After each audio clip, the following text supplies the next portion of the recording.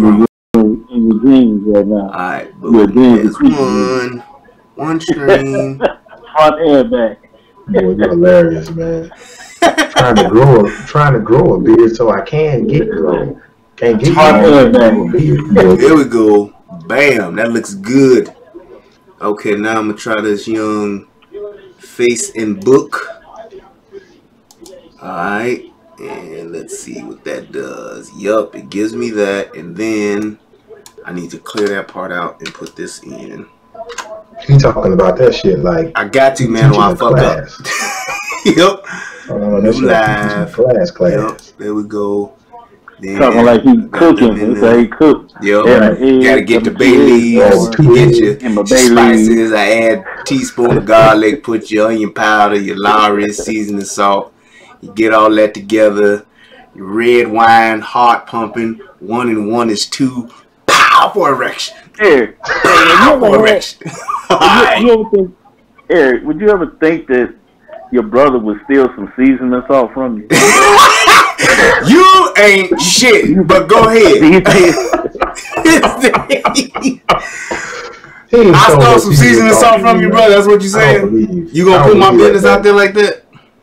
I'm saying, man. What happened? Tell me how I stole a bucket of seasoning salt. How did that happen? Who said it was a bucket? Hey, man. Who said it was a bucket? That's why it was a bucket. I can tell you it was a bucket. I can tell you it was a bucket. So, hey, Eric, there you go. Did I say it was a bucket? I'm telling you it was. I'm not ashamed.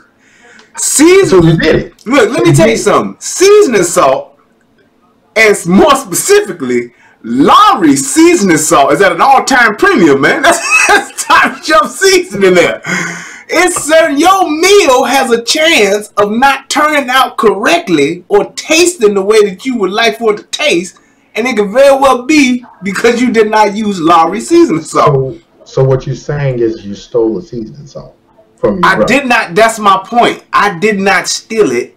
I thought that Bert did not want it or would need to use it as much as I would. So I felt because I cook more than him and I cook better than him that I should therefore have the leftover seasoning salt. That's all it was. So what you're saying is you made a decision for you and Bert based on your needs. No, I made a decision based on the circumstantial evidence that was presented to me at that time. No, what happened? He took it. We were looking for it. We were having a big body. Man, what up with all that season salt? No, nobody said nothing. I visit this dude in Michigan. I go in his man cave, and he has it sitting on a little shelf right there, like throwing it in my face. I'm like, it's like a year later. It was a bucket, man. So you look, seasoning salt. That's petty, and that's not important right now. Let's move on. What's going on, everybody? It's your boy, Brian Redmond. This is the Relationship Rehab, and on tonight, we are doing a special edition of the Relationship Rehab. I got two very special and important people to me here on the program. So you can disregard the Lowry seasoning salt talk at the beginning, because that is not what this show is about. Alright? So, the two gentlemen that you see are the person with the Bulls hat on. That is my brother from another mother. His name is Eric. And the other person on the right with the dreads, or it's on my right, I don't know, it could be y'all left, whatever. But the person with the dreads, that is my brother, my older brother, my big brother, Bert. So we got Eric and we got Bert. Alright? So, what we gonna do on tonight is we gonna discuss MAGA. Make America Great Again. We're gonna talk about Trump and whatever else y'all want to talk about, we can do that too. Because I wanted to have a conversation about this, because it's been brought to my attention on several occasions about me wearing this hat. Not necessarily these two gentlemen, because we've had a discussion because they're men and they came to me and we talked about it. But I felt that this would be a great opportunity for us to talk about this. And one of the other things too is just yesterday before I went live with Tommy, shout out to my brother Tommy Sotomayor, I had was having a conversation with some of my other friends that I'm talking like these are my 30-year friends. I've known these dudes for 20, 30 years. And we were discussing it too. I tried to get them to come on tonight, but due to other obligations that they had, they were not able to be here. But nevertheless, we can still have this conversation. So, first and foremost, let me give a shout out to the first person that came into the chat like I always do. And that person who I believe is, goddamn, Mr. Eric. So right. Eric. He's the first one. I didn't even know that. That's what's up. But thanks for everybody else who came through. Go ahead, please feel free to like, subscribe, and share. And to everybody that's out there in Facebook land, you guys feel free to like and subscribe and share to the show and to the channel and all that good stuff too. I'm actually about to pull that up. So if we do have some questions or some conversation pieces from there, we can definitely talk about that too. So that's what's up, because we should be live. Yes, we are live over there. Cool.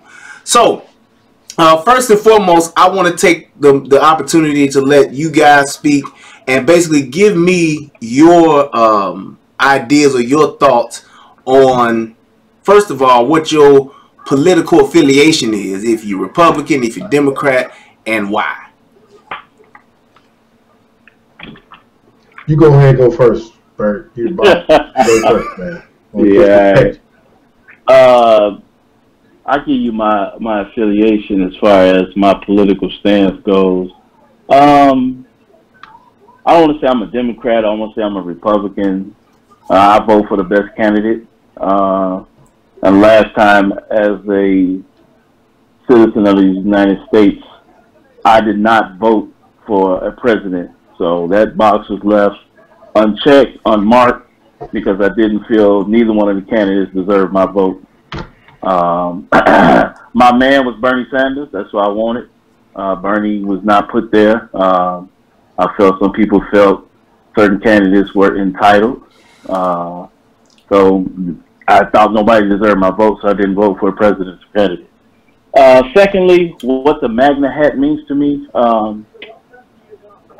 I feel that people, you know, I don't agree with everybody doing all the name calling to everybody that wears the hat.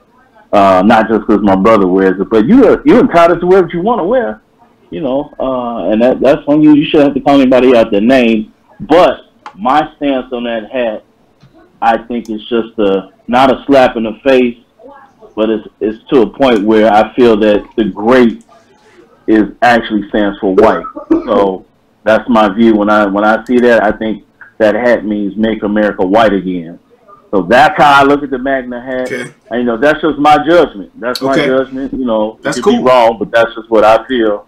So, and, you know, there you go. Yes. Well, two things. Yeah.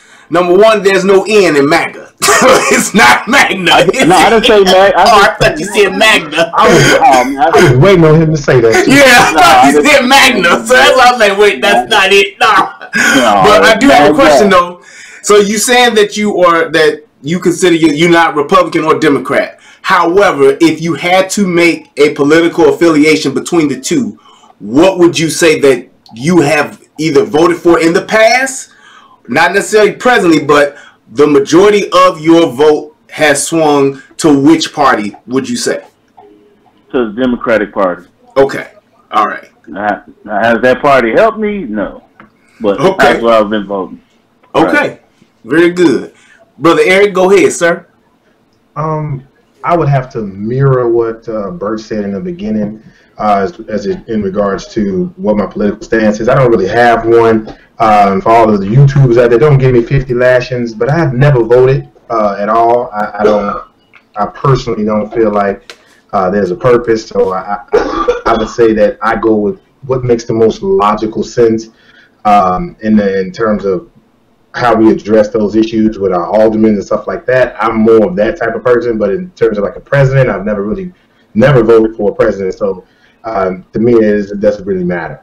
As far as MAGA as a whole, I just think it's something catchy. It's a phrase, kind of sort of. I wouldn't go as far to say is that it means what Bert said, which is to make America white again. But I don't necessarily believe in that. I just think it's a phrase, and it can mean whatever the person wants it to mean. It's a different interpretation for everybody. But for me personally, I don't think you could say "Make America Great Again" when it was never great, in my opinion. So with the way it was built, the way it was founded, and what took place on the backs of slaves, I don't think you could say that it was great at any point. So that's just my personal opinion about "Make America Great Again." So okay. So I guess I actually, man, I'm really surprised. I did not know that you have never voted. I did not know that. That's crazy. And I didn't know that you didn't vote for you just said you didn't vote for a president, right, Bert? Right, correct. Okay. All right. So let me give my position. So technically, as far as my political affiliation, I would say that I'm a new Republican, newly joined Republican. This was the first time in this past presidential election that I actually voted for a Republican president. However, since I've been 18, I have always voted in every presidential election. And my vote has always been, or I would say primarily up until recently, has primarily been Democratic. Yes, I have voted for Republicans in other positions, in other offices before. I've done that based on the character of that I knew of the person, because sometimes people run in opposition to another party and they may have, you know, the same views as me, but because the party or the incumbent is in the Democratic slot already, then they would have to run Republican. So I've voted for people that have been on that side of the fence before. So, but I would say this, one of the main things as to why I have recently switched over is because I actually have been realizing what it is that I've been doing, and realized that what I was doing was just by default based on my culture and my community. That's what we just have always done. You know, normally when it comes to us voting, we usually will vote for the people we know, or we'll vote for the people that our pastors and preachers have popped up in front of us in the pulpit. And if it's a thing of just saying this person has been in office for 20 years, we tend to think, oh, he knows what's going on, he knows what's best for us, or she knows what's best for us, and we will usually just go ahead and vote and just let that person be who they are in office. Not really holding anybody accountable, not really saying, hey, that this is something we should necessarily see what they're doing or why they're doing things this way. Never really did that. And me thinking about, you know, saying, well, what if I decided to actually say, well, why am I voting for this person? Aside from the fact that, hey, they black, aside from the fact that my mama voted for him or my daddy voted for him, I began to question it. And because I began to question it, a lot of things became a little bit more eye-opening to me. One is that I realized that a lot of my views are more so on the conservative side as opposed to the liberal side. I believe in a lot of, I guess you would say I'm old school or traditional in that sense. So there are a lot of things that I don't necessarily condone that a lot of liberals think is all right, and I don't. Another part of that too is the kind of standpoint that most conservatives have, or most Republicans have, is you know, you need to do for self. You know, and I kind of have grown into that as well. I think that there are a lot of things that we can control as the people that are living in our communities day to day, the things that are closer to us that directly affect us. I believe there's a lot of control that we have relinquished, and we don't even think about saying, well, we need to try to get our hands on that and take that back and control it ourselves, as opposed to letting somebody else do that for us. So it's like those type of things that I've seen over time, and there are a bunch of other things, but I won't go into all of them. But it has been, I guess, an awakening for me to realize that what I have been stacking my chips on and betting for and going with has not really benefited me. So there's a part of me too that's saying, well, sometimes when you want to have change, or you want to change something, you gotta not necessarily do this particular thing, but just do something different to get a different result. Because if you keep doing the same thing expecting a different result, that's the definition of insanity. So it's like, that's one of the reasons why I changed that. Now, to the MAGA piece, like you were saying, Bert, the whole idea of saying, well, you know, make America great again. And this is so, it's so ironic that black people take this this position, and I very seldomly heard different. To think that make America great again means that white folks want us back in slavery or back in chains or back on the cotton field or whatever the case may be, that's not necessarily when we were at our greatest. The fact that the idea of make America great again, that's something to where people have thought about.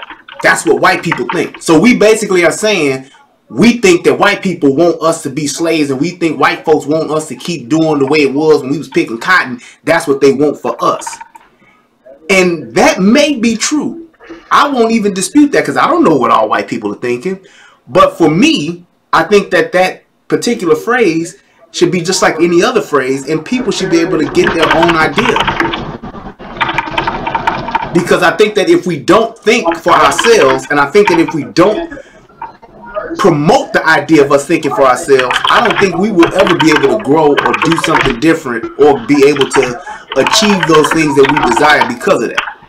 So can you tell me, why do you think MAGA is associated with us being slaves again? You asking me that or anybody? Period? Either one, yeah, either one of you guys. Oh, I mean, I don't think that it's. I don't think that it associates us with being slaves again. That I disagree with that. But like I said, my judgment is that I feel that, you know, white folks substituting the word great, substituting the word white with great, and I feel that, you know, that's how they want it. And I feel the majority of people in this nation, if they had a movement to send black folks back to Africa, I think that they would, over 50% would be like, yes, send them back. Yep. I really believe that. Yeah. Absolutely. I agree with that. And let me ask this: do you think that if black folks had the opportunity to say we can send white folks back to Europe, would we want to do that? No, I wouldn't. If you had I'm not saying you, I'm just saying the majority of black folks in general, if they say, hey, look, you all have the opportunity to have America to yourself. We can send back every white person, every Hispanic person, every Asian person, and y'all will be the ones that run this show. Y'all can decide who come here and who don't. Do you think that we would do that? Or people would vote to do it? I think they would. Yeah. Do you think if Asians had the opportunity to send everybody up out of here and this just become the United States of Asia, and they change that America to Asia, do you think they ship all our asses up out of here? I absolutely think they would. Yeah. And here's the reason why I think that they would is because when we talking about being great again, I don't think that America is perfect, but I do think that this is, and for whatever it's worth, this is the greatest country on the planet when it comes to just the rights, the privileges, the things you can do here. Because if it wasn't, everybody wouldn't be trying to come here. Everybody talk about, and I've heard people talk about going back to Africa. Oh, Africa is sweet. Africa is cold-blooded. We just see the zebras and the safari stuff. That's what they show you on TV. The media skews that. Africa is just as good, or if not better in some places than it is in America. If that's the case, then why ain't everybody loading up the truck and moving to Nigeria? Can I say something Go ahead, on that topic?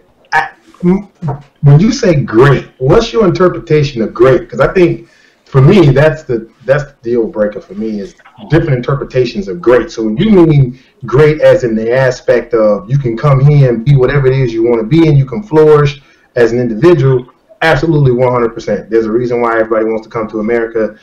There's a reason why when foreigners come here, they have so many different opportunities that are presented to them. They're able to get credit that we're not able to get, and they're able to get a lot of other different things, a lot of other tax deductions and so on and so forth.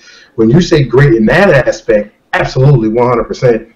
It doesn't get any better than the United States when you get to that point. But my interpretation of great, when you say great, I'm looking at the holistic point, and nobody benefited from slavery as much as the United States of America. So when you think about great, in my eyes, you can't be great if, you built the whole country for free, and then the people that did it, you're still suppressing them and they don't have anything to show for it, you can't say it's the greatest country in the world. That's just my point of view on the whole thing. And that's why I say that I just don't believe in the slogan, because it was never great. And the history can show you that it was never great. So here's my thing for great. This is what I view as great. And I think that most people, well, I would hope that most people would look at this the way that I'm looking at it. I look at great as a relative term to me, and to even go a step further, me and my people. At what point was there a point when America was great for black people? Yes. When you go back to after slavery, you look into when black folks were segregated, when everybody was in their own area, we had our own. We thrived having our own. Yep. We were doctors, we were dentists, we were lawyers, we were our restaurant. We did everything for ourselves in our own communities, that we took care of ourselves and we did our thing. And I believe that we were at that point in time at our best. Being a black person in America, not Afro-American, not stolen from Africa, and all that gone, just talking about the generation that you can trace back yourself as to your lineage from the time you got off a boat or got off a plantation, where you can trace it back to say this point when we were doing our thing and doing us. I think we were at our greatest. I think that was the point for us. We had our own everything. We didn't need nobody for nothing because we did it all ourselves. And I don't see any other group that is here today that is not doing that. So I think there is a point where America was great for black people. And I think that's what we should be striving back to going to, or trying to get back to. And I think it is very attainable. I think it's very, very possible to do. And I don't think that the white man is going to knock us down, and everybody right now who's watching this or who want to type this in, they going to always say, what about Black Wall Street? What about Baltimore where they blew it up and they tore it down? I get it. But that still doesn't mean that there's not an opportunity for us to do what we did then to sustain ourselves and our communities now. We have our banks, our grocery stores, all of our services were ran by us because legally we couldn't go into these other places. And I don't see that being a problem. I think that once we try to say, yeah, let us go and shop where other races shop. Let's go and get our medicine and all that stuff from other people. I think that's when things started going bad for us, because we started taking our dollars that we had in our community and we started giving them to other people. We started putting them in other communities. Why would I go and say I'm going to go find me a white lawyer as opposed to a black lawyer? They both pass the same damn bar. But in our minds, we think that that's better. Why is that? It's like when you're talking about how people look at things like, well, we need to have Gucci get us together and they need to do this and they disrespected us. Any other race that feels that they're being disrespected, for the most part, they just stop shopping. They stop buying it. They leave it alone. They literally, you remember in the movie Bloodsport? Do you remember when Chun-Li had maliciously killed that dude? And it was bogus as hell because the dude was like on his lap. He didn't have to kill him, but he killed him anyway. The judges and the elders or whatever of the Kumite, they literally didn't say nothing. They didn't say, that's some bullshit, Chun-Li. You bogus as hell, Joe. They stood up, gave him his win, and they turned their backs on him. Didn't say one word. That's how they say, you know what you did? You ain't shit Kumite participant, even though you champ. But we're going to turn our back on you, bro, because that's not what we about. Why can't we do that? And that's actually, this is taking me into my other video that I got to do about protesting. We take that, and why can't we take that mentality and just say, you know what, Gucci? Y'all a privately owned company. You're not government. You can do whatever you want to do because this is America. You can make what you want to make because this is America. However, we find that offensive. and we not gonna shop there no more? How come we can't do that? Well, I think you've answered this question in previous shows. The reason why we can't do that is because we're so divided, and we're so, at this point, we're so far down so-called rabbit hole in terms of just families and generational, and from a generational aspect, that we can't get it together. Like at this point, we're so divided, so separated with everything we got going on and what we want to have, that we can't even, you know, come together on something that makes sense, something as small as that makes sense. We can't do it, and we don't have the structure to be able to do that. So that's one of the reasons right there why we can't. I think at this point, especially with African Americans, we looking at it like, just do it for us because it's the right thing to do, and that's it. We don't want to do none of the work. Just do it. Just do it. You should just do it for us because we black and you should do it. But there's nothing behind it. To me, that's how I see it. It's nothing behind it. It's like, okay, you want me to treat you right, but okay, you don't treat you right. So, you know, that's a problem. And then when you say that to another black person, you're a coon or you're Uncle Tom, which they don't know the meaning of in reality. But it's you know, it's a dog effect when it comes to that for me, from what I've seen and what I've experienced. Well, my judgment on it, my ideas on it is that black society wants to outdo each other so badly. We want to be the best. We want to have the best car, best clothes, best house. We want to outshine every other black person that we know, and it's detriment to our race. And we are so concerned as to what other people think of us that it bothers us to the max. You know, and I can admit, you know, I used to feel that same way.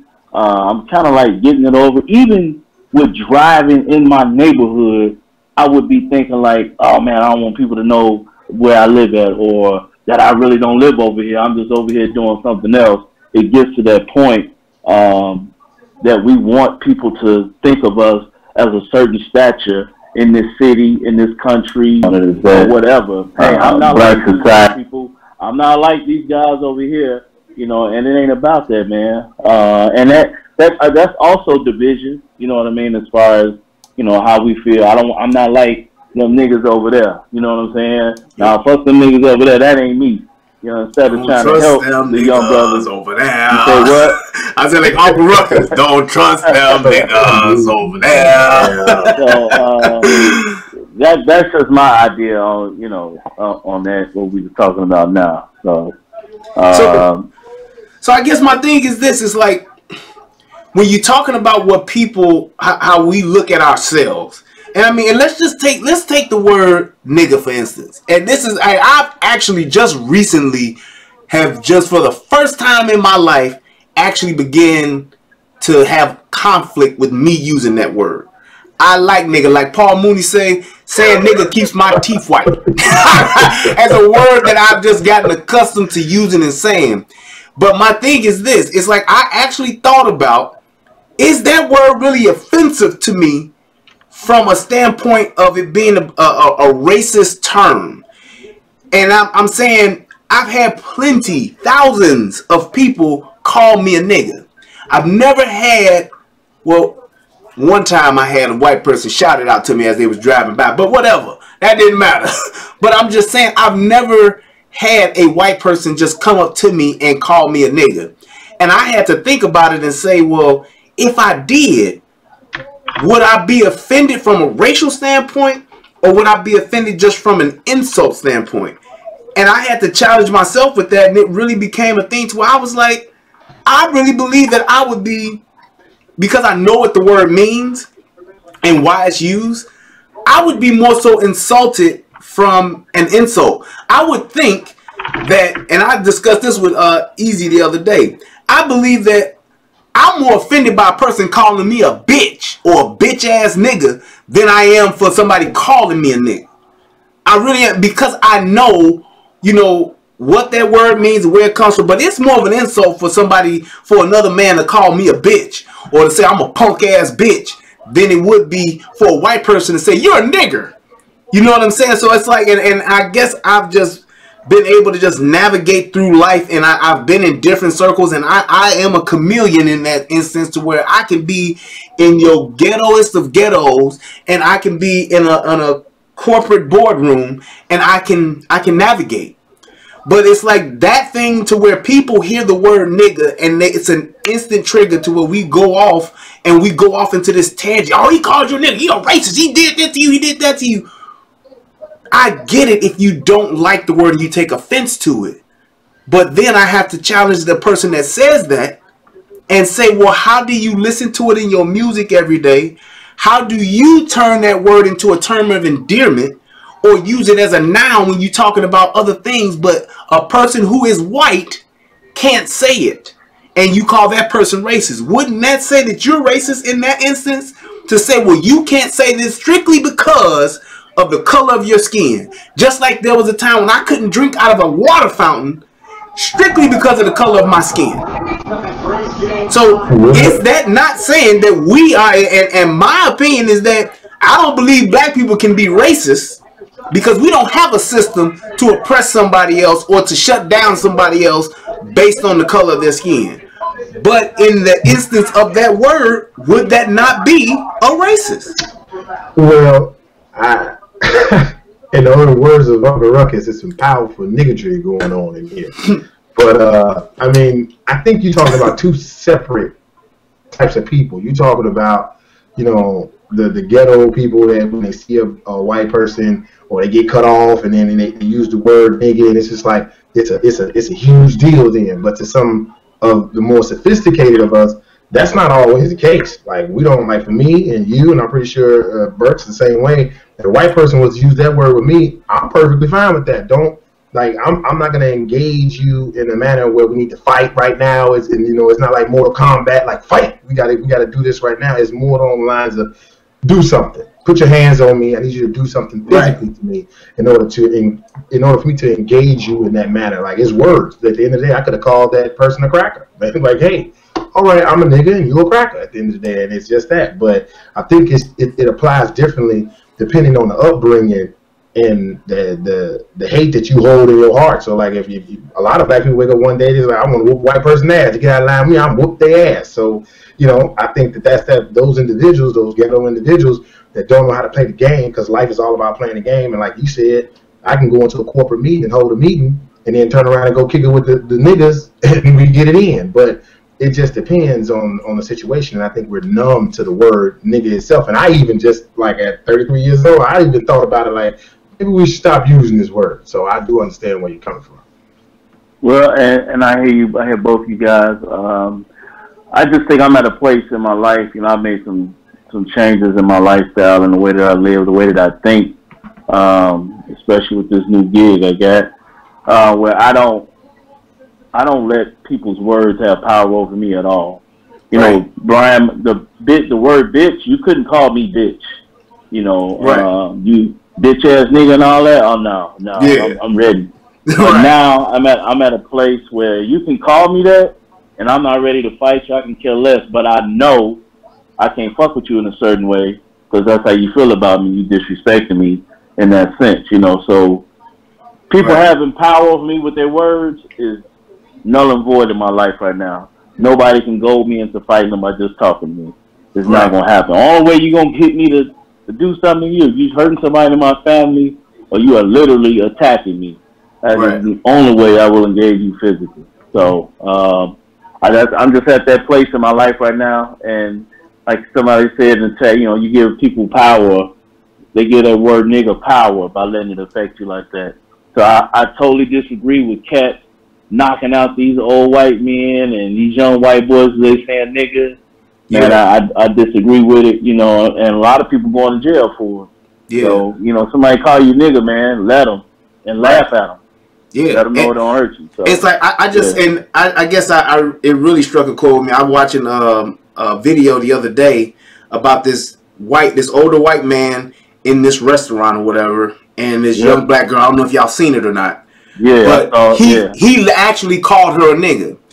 And you know, she was a young girl, and she went off, and I even understood that, you know, because a lot of people don't think like we do, but she went off and she got so heated that she was yelling back at the white dude, "Nigga, you got me fucked up." Yeah. She was saying it like, man, just repeatedly. Nigga, you got me fucked. I can send it to you. She's like, "Nigga, you got me fucked up, nigga." And she's fighting this dude. She swung on him and they exchanging blows like, "Nigga, what the fuck, nigga? Fuck, nigga, you got me fucked up, nigga."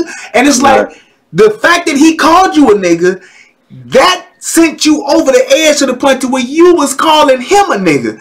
Then the manager who's filming all of this shit, he's saying like, "Yeah, you called her a nigga." So it's like the word that y'all are so offended by, everybody's using it right now. But because this dude is white, he can't.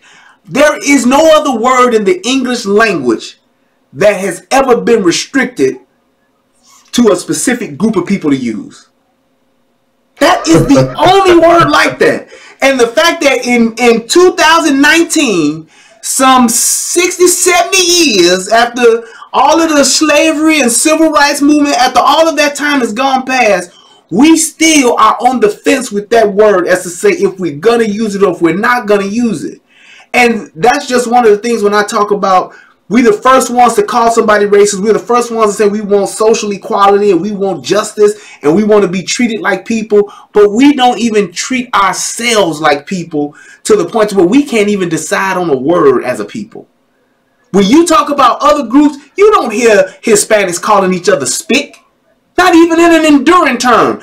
And I'm not saying that they don't use it, but they don't use it to the degree to where we know they use it. You don't hear Jews calling each other kike. Not to say that this never happened, but they don't use it to the point to where we know that that's common speak. You use the word kike right now, in today's time, on a public forum, you're going to lose everything. Why? Because Jews don't play that. Just like homie don't. Homie don't play that. Jews don't play that. You're not going to use it jokingly. You're not going to use it as a punchline. You're not going to use it in any shape, form, or fashion because we don't fuck with that word, so you can't either. That's their position. And I'm cool with that. I ain't got nothing but respect for that because that's the way you are with it as a group. You don't hear Chinese people calling each other chink. You don't hear that. They just don't do it. They don't even entertain it. And like you said, the guy who said it in the chat, he don't give that. They don't give those words power. Now, do they know about them? Yep. Have they probably said them behind closed doors? Yep. But ain't no Gundam style talking about chink. Ain't no American Pie talking about kike. Trying to be funny or trying to be entertaining, they don't do it. You don't hear what's the Mexican dude, Hispanic dude that do all the music, Pitbull. You don't hear Pitbull talking about, spick in any of his music. So it's like there's a part of that that we have just refused to acknowledge or even say we need to consider this and either go one way or the other. Either everybody use it or nobody, including us. And it was like when Bill Maher did it, I was so offended by Ice Cube's response. I said, see, this is our problem. Because he was literally sounding like he was Ice Cube from the early 90s. And this was one of his albums saying, yeah, that's our word now. We got power over that. You can't use that word. How stupid do you sound? Dude, you are multi-millionaire, rap guru, one of the greatest rappers of all time. You sitting here talking about a word that you have used an uncountable amount of times. And you going to say that Bill Maher can't use it because it's our word? And we didn't took it. You don't take words. You use them. And either you use them or you don't.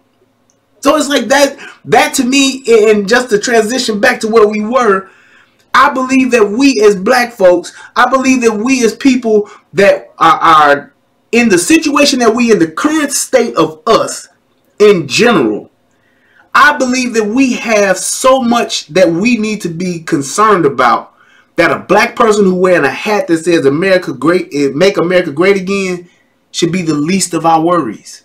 And I should have a right to wear that hat like Bert said. I should be able to wear this hat because it's what I believe.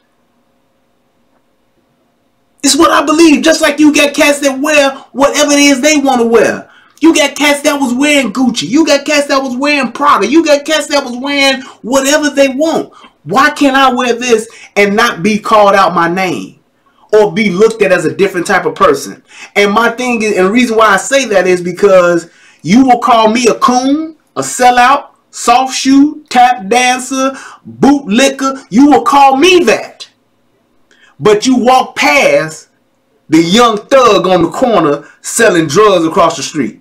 You won't say a word to him. And he's ruining your property value. He's endangering you and your family members with all of his gang activity. He's literally terrorizing your community. And you will walk past him with your head down and won't say a single word. Won't call the police. Won't tell if the police come and ask you what happened. You won't snitch.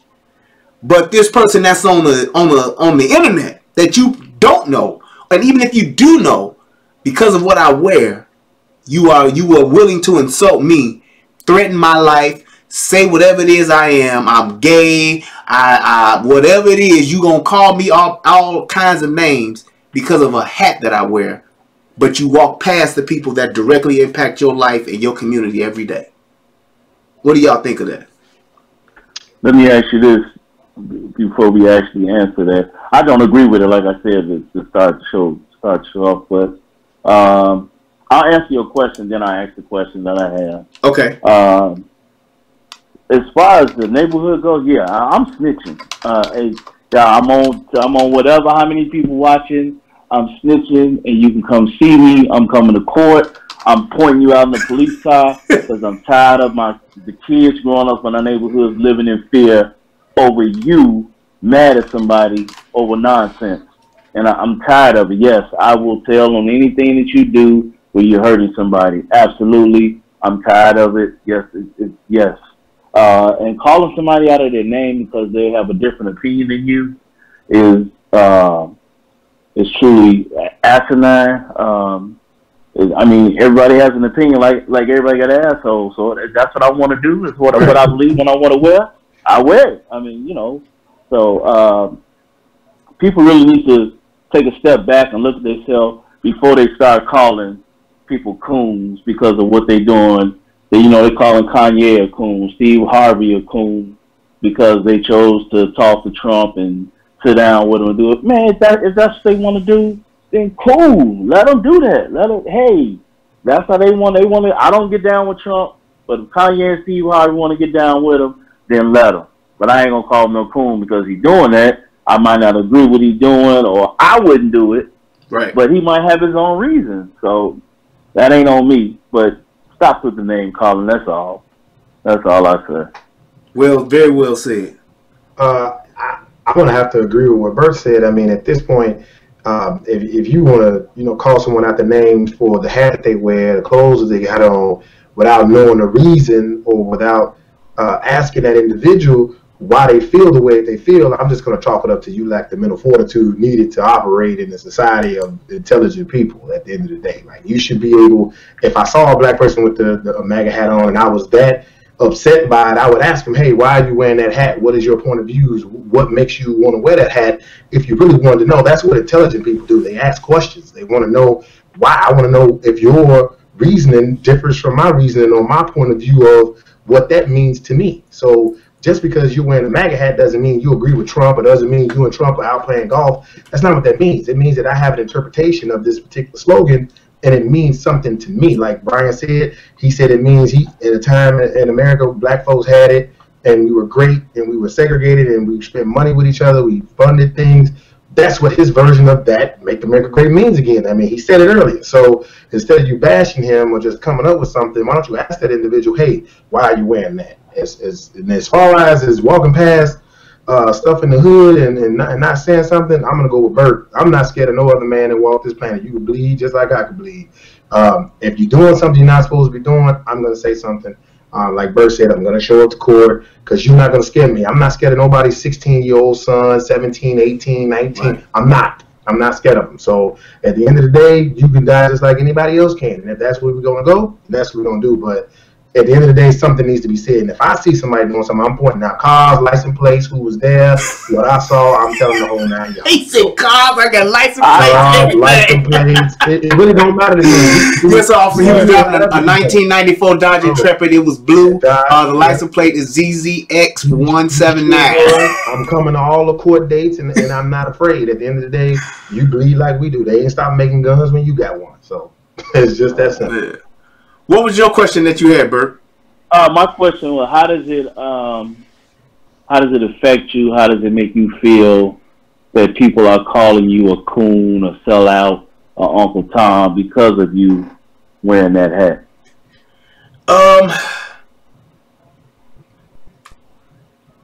It's disappointing to me when I hear people make a judgment about something, because I believe everybody has a right to judge. I encourage people to judge. But when you judge something or someone without having a conversation and without any facts, then it saddens me, because I know that you are just ignorant to life as a human. Not just saying, oh, you a dumb nigga, or you just a dumbass, or you don't know shit. No. It goes to show that you are literally one of those people that listen to those cliche catchphrases, and you are literally just regurgitating what you've heard other people say and other hot words and key words that people say, and you're literally just saying that unfounded. And the fact that people that I know have said those type of things, it's like you not even smart enough to even ask me on a personal level, let alone somebody who's on the internet, or somebody who may see a video or watch a show that I've done and at least reach out to me and ask me that question. It saddens me, the fact that we are just that close-minded. And that was one of the things that I said about Kanye that people didn't get. Is Kanye crazy? Absolutely. But even crazy people have moments of clarity. Have moments where what they're saying makes sense. I'm never a person to think that a certain person can't tell me something. Whether it's a drunk crackhead on the corner, or whether if it's some eccentric music mogul. Anybody can tell me something. And it's up to me to take the information and to validate it, verify it, and then to see if I can apply it. So it's like when you have somebody who's just saying something just to be saying something because that's how they feel and their feelings, it's saddening to me to see someone do that when they have access to ask the question. And that was the thing that Kanye was trying to get people to understand, even though he couldn't articulate it as well as he should have. Start thinking for yourselves to the point to where you question everything. You don't just take my word for it. If I tell you it's raining outside and you have to go out there because whether it's raining or not will affect your day, you don't have to just take my word for it. Just go look out the window. Go open the door. Go and do something to where you can verify it, because the rain or the degree of rain could very well be relevant to what you do or don't do for the day. But we don't even want to do that. We want to listen to what somebody tell us and not just take it, but we're going to take it, cuff it in our forearm, and we're going to run and try to run a full touchdown 100 yards with it. And the minute somebody try to tackle us, then we mad at them. The minute somebody tries to challenge us and make us change direction or do a spin or whatever the case may be, we mad at them. We hate them. We call them out their name. We do whatever we want to do to say that they are everything but good because they simply challenged us or did something different than what we're used to. And people don't even realize this. At one point, blacks were Republicans. But now, if you are a black person and you are a Republican, you're an instant coon. You're an instant bootlicker, totally unfounded. And we should be thinking that with as many black people today that are starting to transition over to that side, it should be beyond a question of calling us a name, but it should be a question to where we're saying why. And when people ask that question why, and people say, well, why would you vote for Trump? And I tell them because he ain't Hillary, they have no response. When I tell them, like, do you realize that the Clintons have incarcerated the most black people in the history of our country since slavery. The fact that that doesn't resonate with you as a human, that's a problem. The fact that this woman insulted us to the point to where she said she didn't know what a server was. And she's been in politics for well over 30 years and was a first lady.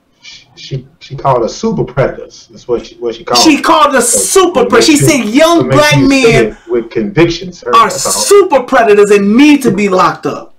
Need to be locked away. I can't tell you how many, I want to say niggas, but I'm trying to curb it a little bit. I can't tell you how many black people I know that was locked up on 3 strikes.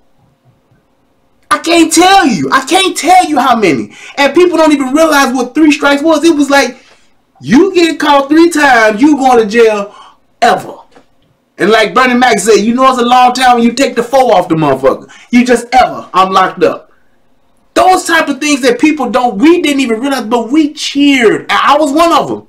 We loved Bill Clinton. We loved the Clinton. We actually said he was black just because he smoked weed, played the saxophone, and got some head. He black. He black. That's our black president. And then we turn around and we say all of these things that we got now going on about Trump. He's a racist. He don't care about black people. We don't like this. He do this. He's not a president. He's an idiot. He's a clown. He's destroying the country. He needs to be impeached. We'll say all of this. He ain't done nothing for black folks. He ain't done nothing for us. And then when you say, I got more money on my paycheck. I did too. Yeah. I got more money. Yeah. I don't know. But. And then when you ask somebody, well, what about Obama?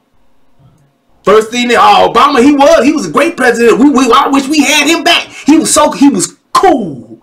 And I will always give Obama credit. One of the most dynamic, cold-blooded, well-spoken, smooth-talking. If Obama wasn't the president, he'd have to be a pimp. He'd have to be. He'd have to be. Hoes would flock to him. They would force him to pimp. Please, Barack, just be my daddy. Barack, please, just take care of me. I need you, Barack. He's that well-spoken. He's that smooth. And he finessed the entire country. 2 times. Twice. I voted for him twice. I was like, you know, this first time, Barack, you didn't do nothing for us, but I know now, this second time, you got us, man. Don't punch up Barack Obama, man. Obama. That's what I did. Drank the Kool-Aid twice. And when you look back, and when you tell people, he did more for the LGBT than he did for his own people. First thing out their mouth, well, you can't be a president and go do stuff for just black folk. But you say that the president that took care of white people all 44 other years. The other 43 presidents, you said they ain't did nothing but kept the racist system going to help white people. Why couldn't he do something at least for the thousands of young black men that was dying in his hometown? Well, I'm not gonna touch the Obama topic because I don't have my research in front of me to go back and forth. But I will say what we were talking about earlier, as far as I just think that we as black folks, we don't think outside the box. The minute whatever we hear first, it's just the truest story ever. We believe it. We don't think about it. They can say on TV, it's a man running down the street with 13 tires on fire, and we gonna hurry up and try and go over there and think like, how's the man gonna run down the street with 13 tires? You know, without us thinking about it, right? On fire, on fire. We just automatically jump to it, and it's gonna be like, oh man, did y'all see that? Where's that? Y'all tried to fight? Come on, man. Think about things before you make a judgment on it. That's my message I want to get to black people. Just stop believing the first thing you hear and think about the entire situation. Just to bring this up real quick, Snoop Dogg visited, I think it was Jay Leno or Johnny Carr. I think it was Jay Leno. Mm-hmm. He visited the Jay Leno show. When he came out of the Jay Leno show, they locked him up because they said they found a Uzi, some cocaine, and some marijuana in his limousine. Why would Snoop have those items in his limousine at the Jay Leno show? Uzi is so 80s. That's so 80s. Right. Absolutely. And and I was talking to people. I was working with the city. Oh man, they got Snoop going down. I said, come on, man, think about that. Does that sound right? You gonna have that at the show? Man, he got out that limousine. It was a bunch of white girls in the limousine with him or something like that. I said, man, y'all crazy, man. Whatever. And of course, Snoop beat it. He got off from it. Yeah. You know what I mean? I don't even think y'all even heard about that. I did. No, I did. Yeah, I heard about it. I remember that. Let's think about things before we make judgments and really listen to what's going on. Think outside the box. That's what I want to make a point on what you said earlier. Okay. So. Yep. I'm gonna have to agree with that, man. Black folks, and I wouldn't even. I'm not gonna say black folks. I'm gonna say the mass. The mass accept things for face value, and to pin like the story that you brought up about Snoop Dogg. It's the same thing with that young lady Cynthia Brown. Every black person and white person on this planet thinks she deserved to get out of jail when she really don't deserve to get out of jail. And the first thing they come in her mouth, the way the tabloids put that story out, where she killed a pimp, she was getting holed out, and then when you read the court transcripts and you really research what took place, she killed the man in his sleep. Yep. And took his belongings back to her pimp. So, I mean, it's just like people just like, they don't research, they don't look at things, they don't think for themselves, which is the whole thing that Brian was saying. They take everything at face value, and if you ain't agreeing with what I'm agreeing with, it's fuck you. It's just that simple. Fuck you. Fuck you and you sleep. Anybody you love. You ain't woke. Right. You fake woke. You a hotel Negro. That's what they're gonna call you. Let me ask you guys this. Do you or would you say that you are pro-black? Am I pro-black? Are you pro-black? Are you a pro-black? What's your definition of pro-black?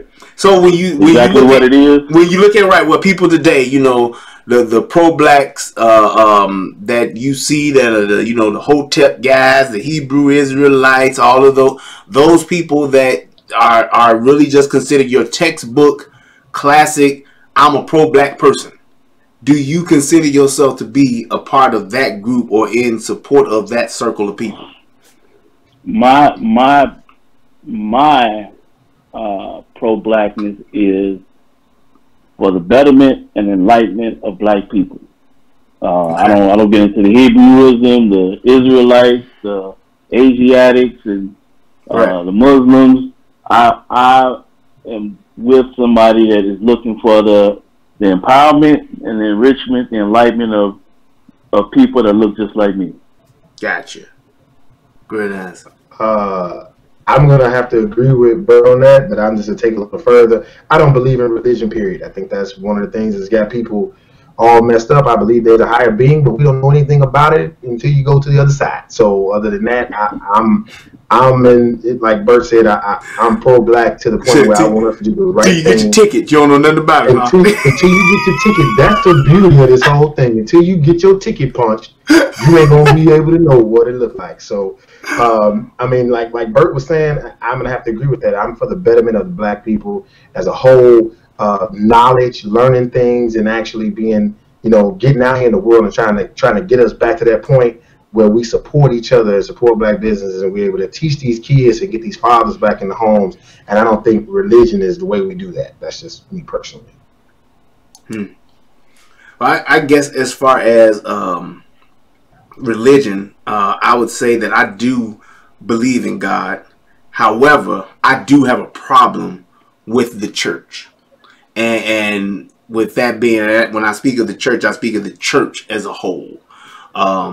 Whether you're talking about black folks on Baptists and Protestant and Apostolic, all the way till you get to the Vatican. I think that there's a thing about church that has literally perverted religion especially when it comes to Christianity. So it's like, I think that there's just been an abundance of just total outright abuse, and the main people that have suffered from that abuse have been those people that are without, those people that poverty.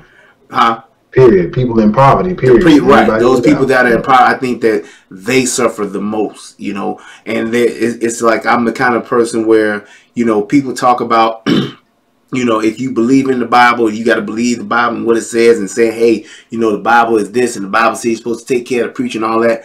I believe that to a degree, the sheep should take care of the shepherd, and the shepherd should take care of the sheep. I believe it's a symbiotic relationship. However, I don't think that taking care of a preacher means everybody putting and sacrificing all of their resources as far as finances to buy the preacher a Learjet or to buy him a G5. You know what I'm saying? Now to say, hey, you know, this person is seeing and checking on us. He's checking on our people, going to see the old ladies, the sick and the shut in, and he's bringing a message to us on Tuesday for Bible study, and he's bringing us a word on Sunday for the morning and evening service. I get that, and I think that those people, that person that's giving that much like that, if that's their only occupation to a degree, I think that there should be some type of reciprocity as far as, you know, taking care of the basics. However, I feel that when you get into the more extravagant lifestyles, when you want to wear Gucci and Prada, and you want to wear things that your parishioners don't wear as a majority, if the majority of your parishioners ain't wearing Jordans, then you shouldn't have them either. But if you want them, I ain't mad at you. Get your job so you can get them. Work your magic. Do whatever you need to do so that you can have those type of things. Because when you're talking about those things where you got people giving all of this stuff to the preacher, then that preacher is supposed to make sure that the people are taken care of. So it's like, man, my husband lost his job and can't pay the rent. That's what the church is for. Because you got, you know, hundreds of thousands, and in some cases you have millions of dollars. Should nobody that's a faithful member of the church have a problem with their mortgage not being paid because they got fired? Hey, I lost my job. The plant closed down. That's when the church is supposed to step up and say, we got you. We got your bills for 3 months. You know what I'm saying? I think that was the idea of the church, to where all of these people who believed in the same things came together to literally take care of each other. And it's like you got a bunch of people, like they say, you know, the church is for sick people. Absolutely. And you got sick people that are coming there from all walks of life, from all different areas. And it's like they need help. They need to be helped. And when you have a preacher that ain't thinking about that, ain't doing that, and steady taking and not giving, I got a problem with that. And it's like the church, and I have seen, and I think the biggest problem with that is I've seen the good. I've seen preachers that really do care, that really do love their people and just want them to get into heaven. You know what I'm saying? And it's like, I think that that's what it's about. It's just a small percentage of them. You know, if you look at like a T.D. Jakes. T.D. Jakes should be able to fly a jet. He should be able to have his mansion and his Bentley. Because T.D. Jakes T.D. Jakes write books. T.D. Jakes, how he holds conferences. He goes out and he does his thing. That ain't his people saying, oh, we giving everything to Jakes, and Jakes doing. He got this big old church. And no, that man working, he got another job. And if you got another job, you should be able to have whatever it is that you want and whatever your lifestyle can afford. But I think that there's some, and it's the greater majority of preachers don't have that. And they just, hey, y'all give me this. Y'all need to keep giving. Y'all need to keep giving. And you taking, and then you got people that's needing, and you ain't there. Because you out in Jamaica. You out in wherever. You over here. You over there. And your people who giving you all of this, you not even there to help them or to take care of them. That's a problem. And it's like it's like so many preachers today, and that's one of the things I can definitely say about my bishop. He has integrity. He has integrity to the point to where he do whatever it is that he does is for him and his family. He take care of his kids and all that wonderful stuff. But if you hurting, if you need him, you get access. You can get to him. He gonna call and see about you and those type of things. But it ain't many of him. It ain't many of them. And you get all of these people that's giving all of this stuff and doing all of this stuff, and all they're doing is taking. So that's my problem with the church. And then you got they play into the politics side of it. They post up and prop up all these politicians that, yeah, they gonna help you, but they really just helping themselves. And it's like, well, you are literally at that point, you putting your people at a disadvantage. Well, they gonna give my job, my nephew a job when they get in the office, so I'm gonna go ahead and bring them up in the pulpit and they can go ahead and speak. Y'all vote for him. That's what it's become today. And that's why so many people, especially so many men, literally have turned away from the church. They literally have, because of those type of things. And it's like, we as people, we don't want to hold each other accountable and say what's right and wrong. I believe that people that are doing things that are wrong, I think it's everybody's obligation and everybody's duty to say, hey, you need to stop doing this because of the position that you in, because it's not right, because it's hurting this person or these kids or this community or this area. We should be able to do those type of things. Hold people accountable, hold people responsible for what it is that they're doing wrong, and not making it a bad thing, but making it a thing to where this is what's going on, this is why it's wrong, and this is where you need to change it. What you guys think? For me, I mean, I don't know about Bert, but for me, I don't give a damn about a church. So well, I know you are. I apologize. Bert, what do you think? Right, let Bert. I mean, I've seen the church do good things. I've seen my pastor do good things. But I've seen churches that, you know, that are really just out here trying to get a paycheck. I feel, and I had a conversation with a young lady about this the other day, if it's something of God, it will grow. So all these little churches that have been little churches for 10 and 15 years, I don't see God, you know, saying, hey, we got a bunch of Christians in here, I'm just going to keep it at this 10 or 15. If it was of God, I think it would grow. And like I said, you got some churches that do, some churches that don't. What you guys think? Bottom line. For me, yeah, I agree with that, man. I agree 1,000%. So did I guess, do you think that we got to the point about the whole MAGA thing? I think we went in a couple of different places that I didn't even know we would go to, but I think we had some great ideas about it and some great points, man. Is there anything I guess you guys want to talk about before we wrap it up? I just wanted to go back to that MAGA. Okay. Yeah, there we go. To go back to that hat. I think you need to reiterate to people as to what part of America you want to make great again. You know, because you explained this to an era when black folks were doing very well for themselves. And I'm thinking that's what you're saying. That's why you're wearing the hat, and that was one of the reasons why.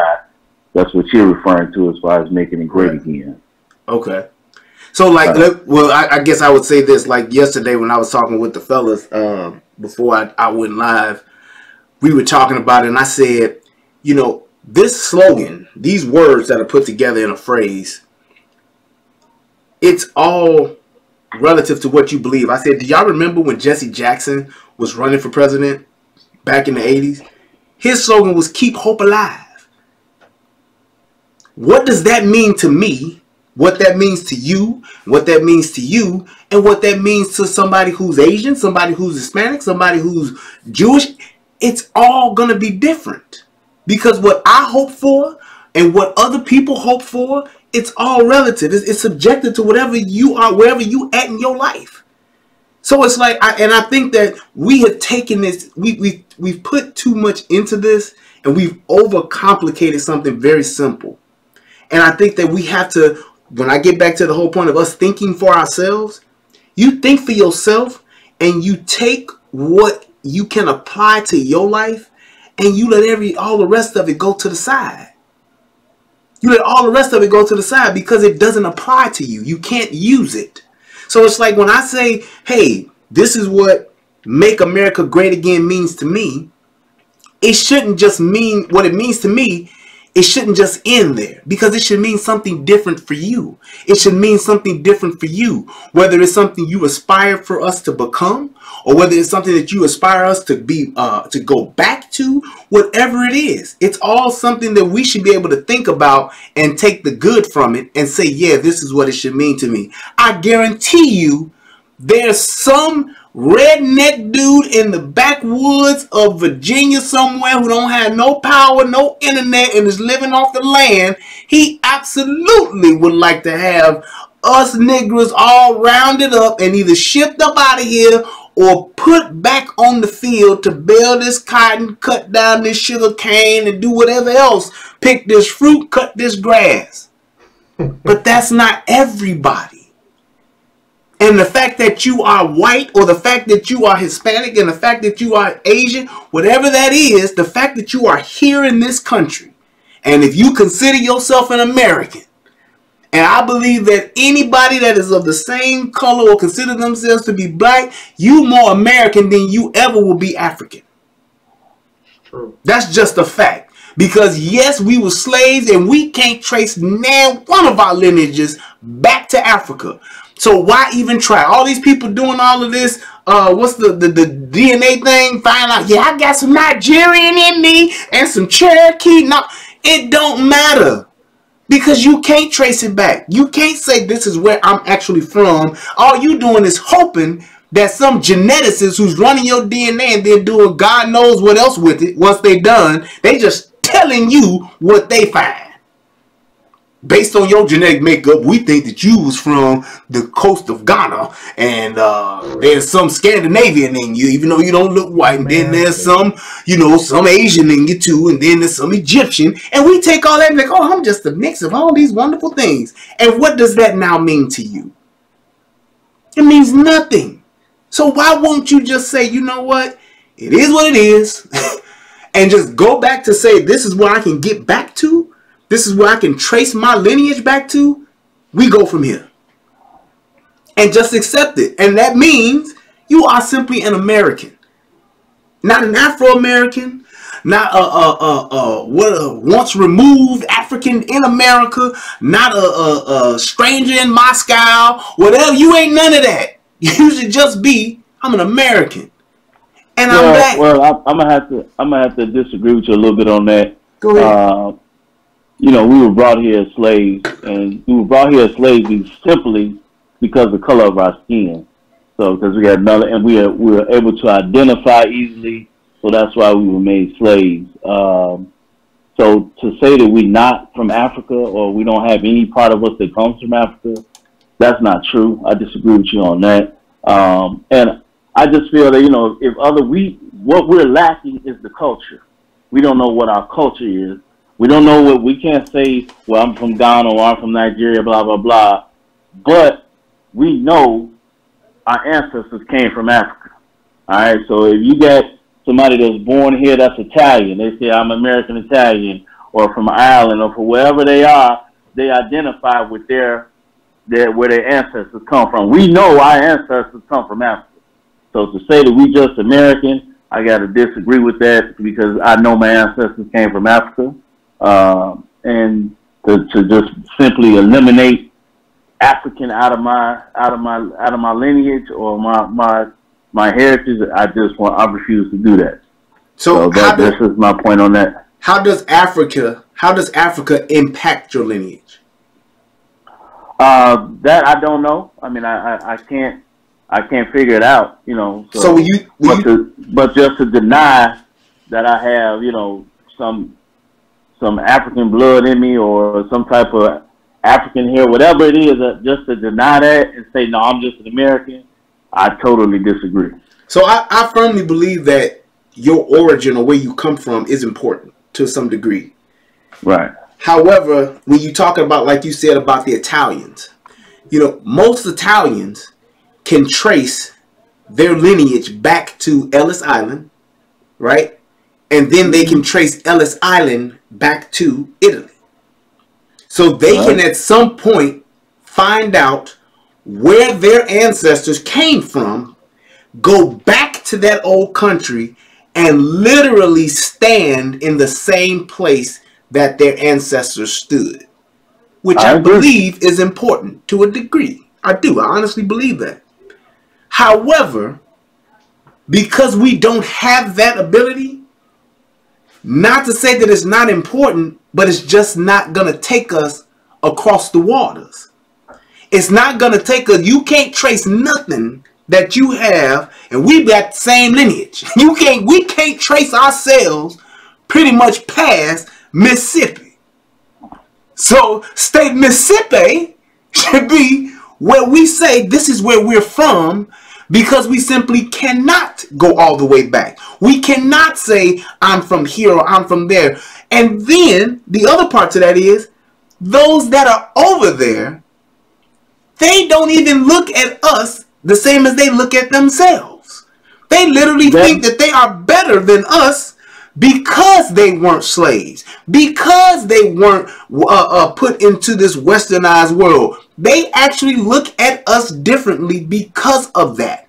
And to a degree, it makes sense, because I don't know nothing about their customs and what they do aside from what they show me.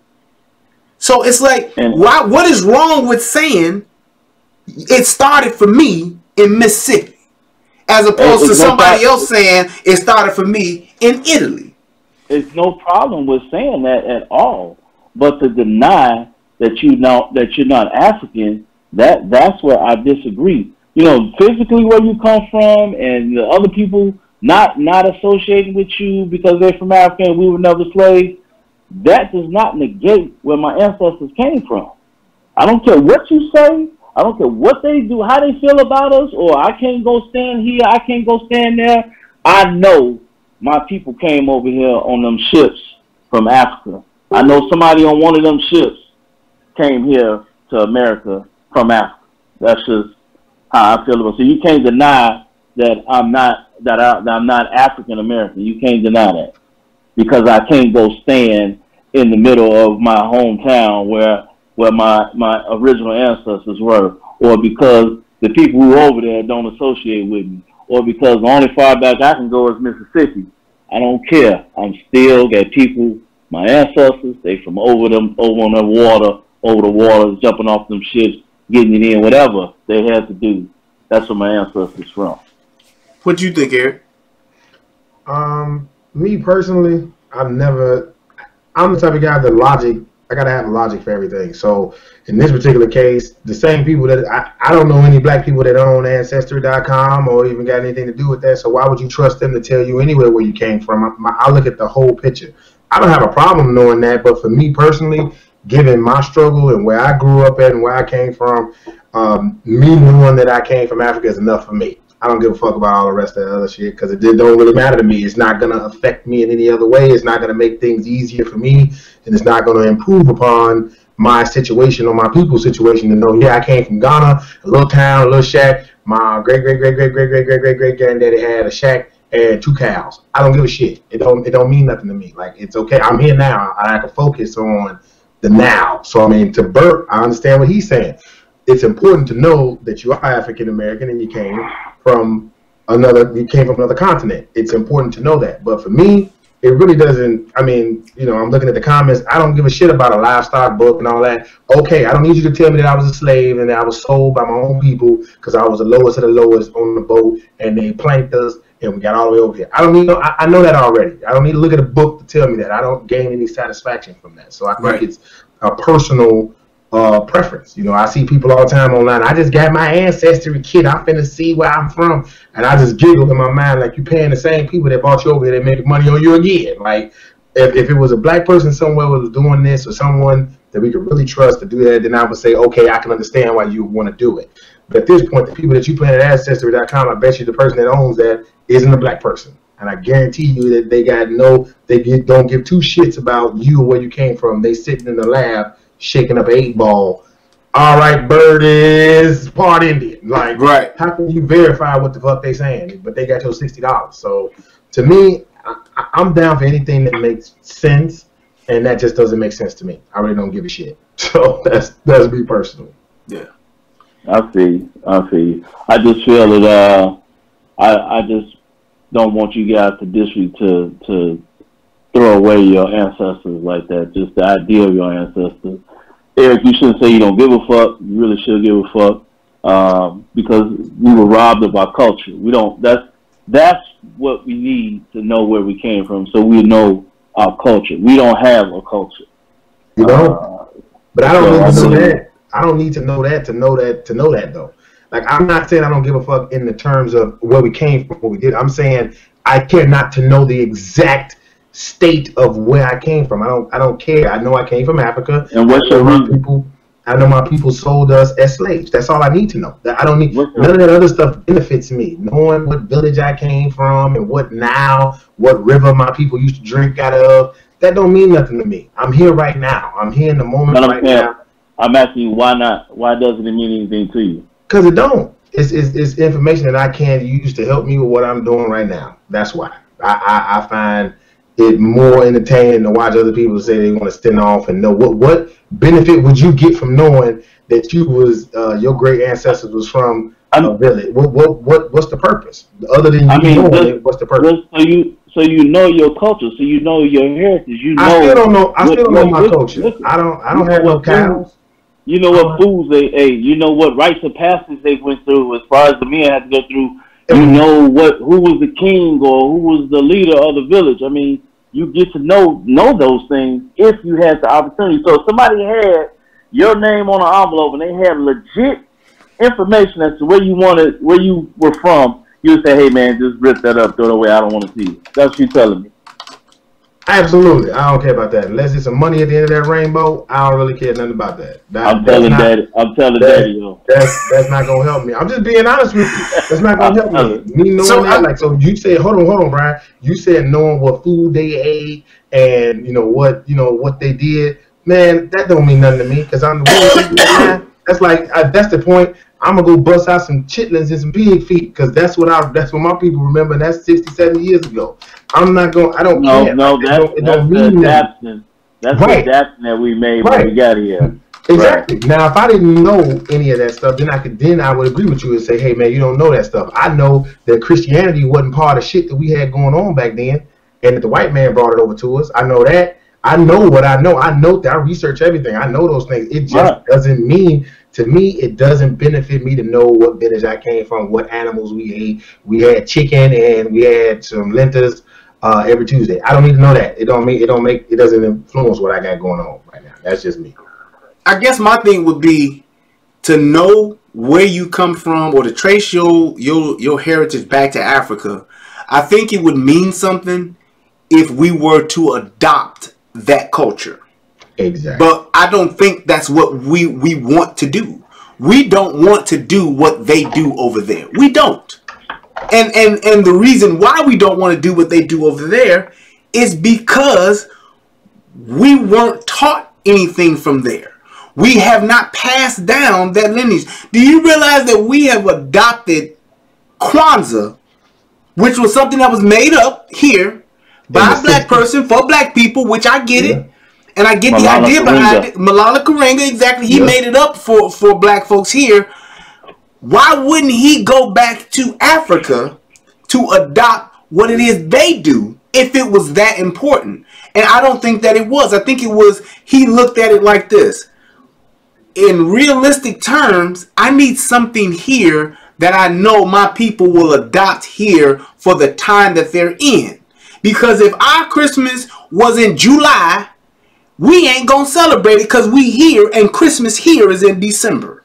So we wouldn't say, oh yeah, we gonna do our thing here because we weren't taught that. It wasn't passed down for us to do that.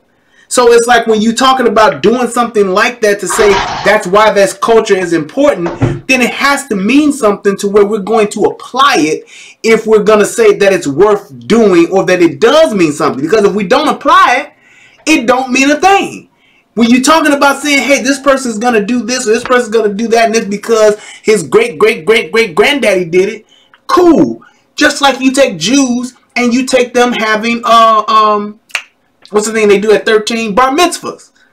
That's a rite of passage that they have passed down for generations, hundreds of years. When you turn 13, in our culture, you considered a man. Mama can't tell you what to do no more. Only person you listening to is your daddy. And we're going to give you this money so you can do what you need to do to establish yourself as a man. That's what we do. And they passed that down. That came from the old country. That came to where they are today. And they practice it. It is a part of their culture. Right, great. exactly, absolutely. We don't do absolutely. that. All we want to do, we don't have a right to pass. Exactly. If you went and took us over to Africa right now, and you were able to prove this is where we from and this is what we ate, we wouldn't start eating that food because we've been raised on Harrods. We've been raised on Megas.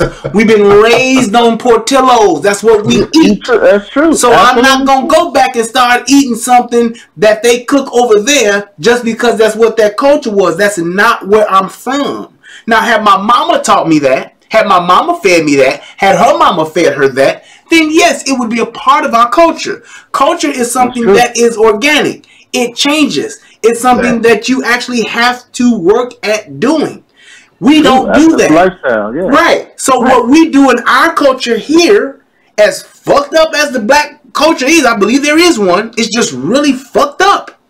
And I think that the things that we do here as black folks, I think that's what we have adopted. And a lot of it is willy-nilly, no order, no type of organization. It's just whatever. And we've allowed that to take place, and we ain't trying to correct it. That's why our kids are growing up worse and worse and worse and worse because of what we have allowed in our culture. So I don't see, to Eric's point, I don't see how me saying that I'm African American, not that it's a bad thing, I'm not saying that, but I don't see us making a point to link ourselves to something that we know nothing about and that does nothing for us and our lineage here. Not me today, I'm saying our lineage here. Because like I said, I can trace my lineage back to Mississippi, to a farm back in Mississippi. That's as far back as I can go. And being from Africa doesn't even impact them. How could it possibly impact me to where it's something I should adopt in my culture and pass on to those that come after me? Because there's literally nothing there to do. There is nothing, there is no custom that I could apply over the generations that is now. I hear you. That's all. That's all. I'm just saying to what you were saying. I understood why you said what you said, but I'm just saying that's why I say what I'm saying about that. It's like I think it's important when it can be applied, and that's my thing with us. Period. We are concerned about the wrong things. Shit. Our houses are on fire, and we looking down the street at somebody else's house on fire, saying, "Man, can you believe that? We need to go help them." Right. That's what I'm saying. So, yeah. I know it's been brother. We've been out here for a minute. Everybody yawning, everybody tired, but I do want to thank you guys. You guys got any last words? For me, black people that's listening, or any other people, don't take things for face value. Do your own research. Form your own opinion. Don't just listen to the norm or follow the beat of the drum of somebody else. It's okay to be different. It's okay to be different. It's okay for you to have your own opinion. It's okay for you to think differently. That's all I gotta say. All right. I think what I leave people is, we talked about the young men, how we're not scared of them in the street because of the way they're wilding out and stuff like that. I wish that people in this city, specifically Chicago, or wherever there's violence among, black folks, black on black crime. I mean, just if you can just do it maybe twice a day, whether you're male or female, tell these young men that you see on the street that you love them. Hey, young man, I love you, man. I love you, and I don't even know you, but I love you. Because 9 times out of 10, a lot of them ain't hearing it. You know what I'm saying? They're not getting it at home. They never heard another man tell them that. They don't think it's cool, but just let them know, man, that you got people out here that do care about you, that do love you. Black folks, we gotta love on each other. White folks, y'all gotta love on each other too. Everybody needs to love on each other. But black people, who I'm speaking to specifically, we gotta love on each other, man, big time. And I think we'll be in a better position if we do love on each other and stop trying to outdo each other. That's it. That's my time for relationship. Oh, this ain't my show. Wait, it's not your show. It's not your damn show. God damn it. Watch your step. You're going too goddamn far. You see? See that? See what them African Americans do? They do disrespectful shit like that. That's why I only hang out with black Americans. He traced his lineage. He found his lineage. Right. See, I bet you had some more ignorant motherfuckers over there in Africa. That's where you got your lineage from. See, we don't share the same DNA. But I just want to say thank you both for your time, man. I appreciate it. I know we started late and all that good stuff, but I appreciate the fact that y'all two brothers was willing to have a conversation about whatever. You know what I'm saying? And that's one of the things I appreciate about y'all, period. Just as, you know, I've known y'all pretty much for a good chunk of my life. I've known Bert all of my damn life. But the fact that you all are always willing to have a conversation and we can disagree, we can have different opinions, and we can still keep it, you know, where it's just being civil and thinking for ourselves. I love that about y'all. I appreciate about that. I appreciate that about you guys. My last thoughts would be for the men. It is up to us to be the catalyst for change. And I say that to say we have to be the ones that start doing shit different and to start doing things that are going to better men in order for the women to come along. Women need to start holding each other accountable. This whole concept of let them do them, they need to be who they gonna be. You don't know their story. You don't know their struggle. That shit is killing and destroying our communities. The fact that we know that women are in control in our community, women are in control in our neighborhoods and in our culture, because of the fact that they won't hold each other accountable, because we're not in a position of power, it is destroying us. That's why we have so many women hurting. That's why we have so many women suffering. That's why we have so many women misguided. And all they're doing is birthing the next generation that's doing the same exact thing, if not worse. The fact that we're okay with women, the fact that women are okay with being baby mamas instead of wives, that goes to show you how far we've come and just have been in a constant state of degradation for the past 40 years. That's all I'm saying. So I just want us to be able to hold people accountable. I want women to hold women accountable. And I want men to start changing the shit they do and start making better decisions for their lives. Know that you coming from a fucked up situation and you're coming from a lot of bullshit. You're coming from you got a lot of shit that you're dealing with from birth. But if you take that shit and you plant it into some fertile ground, you can actually grow and become something better. That's it. I want to thank you guys. I want to thank Brandon Newsom for his donation. Thank you, sir. I appreciate you and your donation. That's what's up. I also want to thank Philip Brown for his donation. Did we get some of I also want to let both of y'all know that y'all ain't getting one goddamn cent. That this bread, no matter how big or small, is mine. All mine. If you want your own donations, you get your own goddamn channel, you get your own goddamn show, and then you get your own donations, okay? Hey man, I appreciate you brothers. I love y'all, man. Y'all be good out there. Everybody, I hope that this helps somebody become a better version of themselves. I am Brian Redmond. This is the Relationship Rehab. Peace, and I'm out. You ain't got no music you play, nothing like no. Yeah, bow chicka wow wow, bow bow wow, bow chicka wow wow, bow bow bow, bow chicka wow.